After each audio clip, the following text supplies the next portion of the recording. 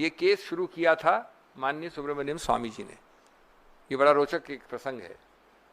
उनके जो केस शुरू किया, सरकार को कोई मनी लॉन्ड्रिंग नहीं लगी थी, सरकार को कुछ नहीं लगा था कि मनी लॉन्ड्रिंग हो रही है। जब उन्होंने केस शुरू किया, कुछ दिन चला, उसके बाद खुद सुब्रमण्यम स्वामी ने एक टेक्निकल प्रोसीजर के आधार पर अपने ही केस का दिल्ली हाईकोर्ट जाके स्टे करवा दिया। मैजिस्ट्रेट में शुरू हुआ, सेशंस कोर्ट में हुआ, उन्होंने जाके स्टे, अभी तक स्टे पड़ा है।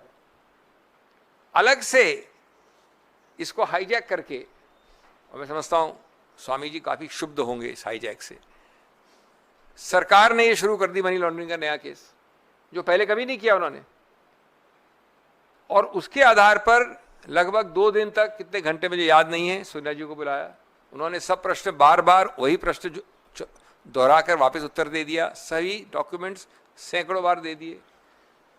राहुल गांधी जी को तो उन्होंने विशेष रूप से बुलाया, 5 दिन, मैंने काउंट किया था, 52 घंटे बिठा के रखा, 55 घंटे उन्होंने वो सब प्रश्न आंसर कर दिए, सब वो दे दिए। अब उसी श्रृंखला में, उसी प्रक्रिया का जो अंत है वो अब है ये कि उसमें चार्जशीट फाइल हुई है। बाय द वे, आप लोगों को पता नहीं है शायद कि इसमें चार्जशीट का एक अवकाश मिलता है 1 साल का। वो 1 साल खत्म हो रहा था 9 अप्रैल को, तो उन्होंने चुपचाप 9 अप्रैल को फाइल कर दी। कल परसों तो देखा आपने, वो मीडिया ऑप्टिक्स थी, फाइल उन्होंने कर दी थी 9 अप्रैल को, जब खत्म हो रहा था इसका समय सीमा। तो मैं एक बात अपनी ये अंत करना चाहता हूं कि एक व्यक्ति ने, देखिए 3 लोग हो सकते हैं जो आरोप लगा सकते हैं।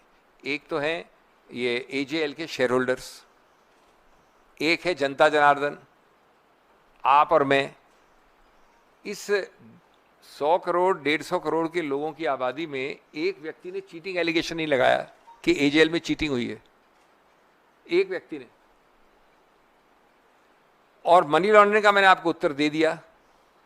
तो मैं कंक्लूजन में इस मुद्दे पे ये कहूंगा कि ये एक, मैंने कहा था अजूबा है, दुनिया का 8वां अजूबा है ये।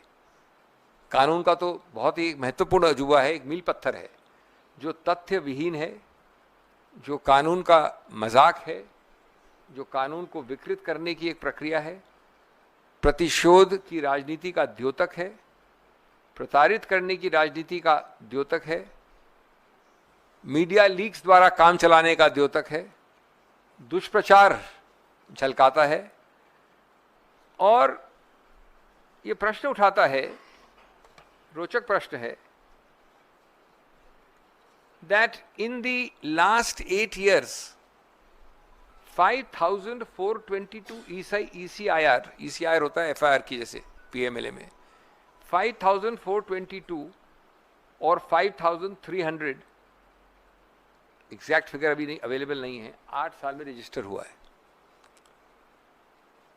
इसका मतलब है 98%, उससे पहले के फिगर अगर आप तुलनात्मक रूप से देखें तो 98% पिछले 8 साल में ये केसेस रजिस्टर हुए हैं। अब दूसरा प्रश्न आता है कि इसमें आपने कन्विक्शन कितने पाए हैं। जो इनका औपचारिक आंकड़ा कुछ महीनों पहले का है वो है 25 कन्विक्शंस। उसका आंकड़ा अगर परसेंटेज टर्म में परिवर्तित करें तो लगभग 1% है, 1%। हाँ, अगर आप ये पूछें कि ये इतने सारे केसेस में राजनीतिक प्रतिद्वंदियों के विरुद्ध कितने हैं, तो अगर वो आप मान लीजिए कि 100 है केस ऐसे, तो उन 100 में जो मैं माफी चाहता हूं, अगर 100 केसेस ऐसे हैं जो राजनीतिक लोगों के विरुद्ध हैं, तो 98% उस 100 में से प्रतिद्वंदियों के विरुद्ध है। जितने भी केस हो, PMLA को एक कैटेगरी छोड़ दीजिए जो बिजनेसमैन के विरुद्ध है, किसी और के विरुद्ध है, जितने भी केसेस राजनीतिक लोगों के विरुद्ध है उसमें से 99 या 98 या 97% प्रतिद्वंदियों के विरुद्ध है। और कन्विक्शन रेट आपकी 1% रही है। ये प्रश्न उठता है कि ये सरकार ने इसको अपना इलेक्शन डिपार्टमेंट बना रखा है, ईडी को। सरकार ने इतनी बेशर्मी से बार बार इसका दुरुपयोग किया है, बदले की कार्रवाई के लिए उपयोग किया है। और आज तक जो मैंने तथ्य उठाए हैं आपके सामने, उसकी बात कभी कोई नहीं करता है, कहीं नहीं। आपको क्या बोलते हैं? 3 चीज बोलते हैं कि अगर ये था तो खत्म क्यों नहीं हुआ केस। अरे भी खत्म कैसे हुआ? केस अपनी प्रक्रिया में चलेगा। आप सरकार है, आप चलाते हैं, आप जानते हैं, हम भी जानते हैं, समय लगता है। हमें इसमें कोई संदेह नहीं कि ये पूरी तरह से खत्म होगा। लेकिन आप इसको लटकाना चाहते हैं, आप इसको एक पूरे मीडिया में और समाज में बार बार दोहराना चाहते हैं। तथ्यों पे क्या आंसर है? कौन सा रुपया मूव किया, बियॉन्ड रीजनेबल डाउट क्या है, क्राइम कमिटेड क्या है, क्रिमिनल इंटेंट क्या है, फायदा किसने उठाया, इन किसी प्रश्न में आपको उत्तर नहीं मिलेगा। किसको कितना फायदा मिला, तो ये मूल मुद्दा है। इसलिए आपको बरगलाने, आपको बहकाने और पूरे देश को मूर्ख बनाने की प्रक्रिया आप देख रहे हैं।